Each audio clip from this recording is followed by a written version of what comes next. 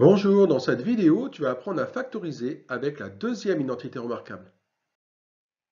Considérons l'exemple suivant. Factoriser g égale x au carré moins 10x plus 25.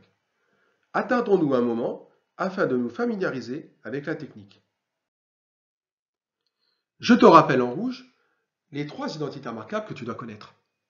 Tu souhaites factoriser, donc tu souhaites aller de la droite vers la gauche. Jouons un petit jeu et repérons les différences entre les membres de droite des trois identités remarquables. C'est-à-dire les différences entre a carré plus 2ab plus b carré et a carré moins 2ab plus b carré et a carré moins b carré. Tu as sans doute remarqué que pour la dernière identité remarquable, il y a seulement deux termes, a carré moins b carré. Alors que pour les deux premières, il y a trois termes, a carré plus 2ab plus b carré, a carré moins 2ab plus b carré. Est-ce que g contient deux termes? G s'écrit x au carré moins 10x plus 25. G contient trois termes et non deux. Si jamais tu peux factoriser G en utilisant une des identités remarquables, ça ne peut pas être la dernière identité remarquable puisqu'elle ne contient que deux termes.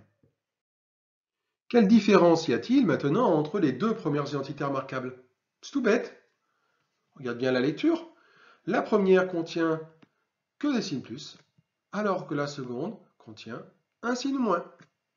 Qu'en est-il de G? G s'écrit x au carré moins 10x plus 25. G contient un signe moins. Si jamais on pouvait factoriser G en utilisant une des identités remarquables, ça ne pourrait être qu'en utilisant la seconde identité remarquable, puisque G contient un signe moins et que la première identité remarquable n'en contient pas. Allez, on commence à y voir plus clair. Si jamais on peut factoriser G en utilisant une identité remarquable, ça ne peut être qu'avec la seconde identité remarquable. Il nous faut maintenant trouver petit a et petit b. Comment on fait? Pour trouver petit a, il faut repérer a carré. Pour trouver petit b, il faut repérer b carré. Ce n'est pas très compliqué ici. Ce sont les termes pour lesquels il n'y a pas de signe moins. Le signe moins est pour moins 10x. Donc si carré il y a, ça serait pour x au carré et 25. Est-ce que x au carré est un carré? Oui, c'est le carré de x. Est-ce que 25 est un carré? Aussi. 25, c'est le carré de 5. Si, 5 au carré, c'est 5 fois 5, ça fait 25.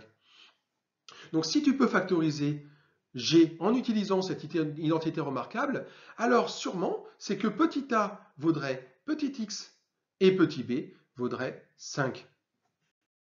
Peut-on factoriser G à l'aide de cette identité remarquable-là, en prenant a qui vaut x et b qui vaut 5? Pour cela, il suffit tout simplement maintenant de vérifier que moins 2ab, c'est effectivement moins 10x. Est-ce que le double produit, affecté d'un signe moins 2ab, est égal à moins 10x avec a qui vaut x et b qui vaut 5? Calculons déjà le produit entre a et b, c'est-à-dire le produit entre x et 5. C'est 5x. Doublons-le pour avoir 2ab. 5x, si tu le doubles, c'est 10x.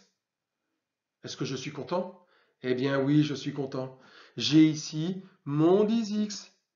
J'ai G qui s'écrit x au carré moins 10x plus 25. En fait, G s'écrit x au carré moins 2 fois x fois 5 plus 5 au carré.